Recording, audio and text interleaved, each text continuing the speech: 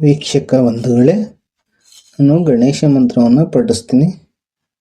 ಈ ವಿಡಿಯೋ ಇಷ್ಟ ಆದರೆ ನಮ್ಮ ಯೂಟ್ಯೂಬ್ ಚಾನಲ್ನ ಸಬ್ಸ್ಕ್ರೈಬ್ ಮಾಡ್ಕೊಳ್ಳಿ, ಎಲ್ಲೂ ಸ್ಕಿಪ್ ಮಾಡ್ತೆ ನೋಡಿ.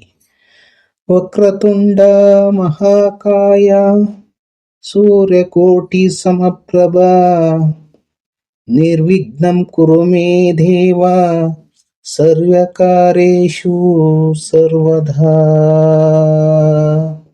ವಕ್ರತುಂಡ ಮಹಾಕಾಯ ಸೂರ್ಯಕೋಟಿ ಸಮಪ್ರಭಾ ನಿರ್ವಿಘ್ನಂ ಕುರು ಮೇ ದೇವ ಸರ್ವಕಾರ್ಯೇಷು ಸರ್ವದಾ. ಇದರರ್ಥ, ಓ ದೇವರೇ, ತುರಿಚಿದ ಕಾಂಡವುಳ್ಳ ವಿಶಾಲವಾದ ದೇಹವುಳ್ಳ ಸಹಸ್ರ ಸೂರ್ಯನಂತೆ ತೇಜಸ್ವಿ ನನ್ನ ಎಲ್ಲ ಕೆಲಸಗಳಲ್ಲಿ ಮತ್ತು ಎಲ್ಲ ಸಮಯದಲ್ಲೂ ಅಡೆತಡೆಗಳು ಮತ್ತು ಅಡೆತಡೆಗಳಿಂದ ನನಗೆ ಸ್ವಾತಂತ್ರ್ಯವನ್ನು ಅನುಗ್ರಹಿಸು. ಇದರ ಅರ್ಥ, ಪದಗಳ ಅರ್ಥ: ವಕ್ರ ಅಂದರೆ ತುಂಡ, ವಕ್ರತುಂಡ ಬಾಗಿದ ಕಾಂಡವನ್ನು ಹೊಂದಿರುವವನು. ಮಹಾಕಾಯ ಅಂದರೆ ಯಾರು ದೊಡ್ಡ ದೇಹವನ್ನು ಹೊಂದಿದ್ದಾರೆ. ಕೋಟಿ ಸಮಪ್ರಭಾ ಅಂದರೆ ಅವರ ತೇಜಸ್ಸು ಕೋಟ್ಯಾಂತರ ಸೂರ್ಯರನ್ನು ಹೋಲುವ.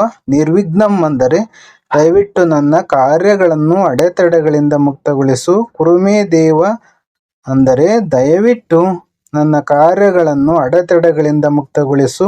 ಓ ದೇವರು, ಸರ್ವ ಕಾರ್ಯಸ್ಸು ಅಂದರೆ ನನ್ನ ಎಲ್ಲ ಕೃತಿಗಳಲ್ಲಿ ಅಂದರೆ ಕೆಲಸ ಕಾರ್ಯಗಳಲ್ಲಿ ಒಳ್ಳೆಯದನ್ನು ದಯಪಾಲಿಸು. ಸರ್ವದ ಯಾವಾಗಲೂ ಒಳ್ಳೆಯದನ್ನು ಮಾಡು ಅಂತ ಇದರ ಅರ್ಥ. ಓ ವಿಘ್ನ ನಿವಾರಕನೇ, ವಿಘ್ನೇಶನೇ, ವಿನಾಯಕನೇ, ಲಂಬೋದರನೇ, ಗಣಪತಿಯೇ, ಎಲ್ಲರಿಗೂ ಸಹ ಒಳ್ಳೆಯದನ್ನು ಮಾಡು. ಈ ಶ್ಲೋಕದ ವಿವರಣೆ: ಇದು ಗಣೇಶನಿಗೆ ಬಹಳ ಜನಪ್ರಿಯವಾದ ಪ್ರಾರ್ಥನೆಯಾಗಿದೆ. ಸಾಮಾನ್ಯವಾಗಿ ಯಾವುದೇ ಹೊಸ ಕಾರ್ಯದ ಆರಂಭದಲ್ಲಿ ಅಥವಾ ಯಾವುದೇ ಚಟುವಟಿಕೆಯ ಆರಂಭದಲ್ಲಿ ಜಪಿಸಲಾಗುತ್ತದೆ. ಅಲ್ಲಿ ನಾವು ಬಯಸಿದ ಕಾರ್ಯವು ಸಂಭವಿಸಲು ದಾರಿ ಮಾಡಿಕೊಡಲು ನಾವು ಗಣೇಶನ ಆಶೀರ್ವಾದವನ್ನು ಬಯಸುತ್ತೇವೆ. ಈ ಪ್ರಾರ್ಥನೆಯನ್ನು ಎಚ್ಚರವಾದ ನಂತರವೂ ಪಠಿಸಬಹುದು ಅಥವಾ ಸಮಯ ಅಥವಾ ಚಟುವಟಿಕೆಯ ಕಡಿಮೆ ಪ್ರಾಮುಖ್ಯತೆಯನ್ನು ಹೊಂದಿಲ್ಲ. ನಾವು ಪ್ರಾರ್ಥಿಸುವ ಪ್ರಾಮಾಣಿಕತೆ ಮುಖ್ಯವಾದುದು. ಓಂ ಘಂ ಘಂ ಘಂ ಗಣಪತಿಯೇ ನಮಃ.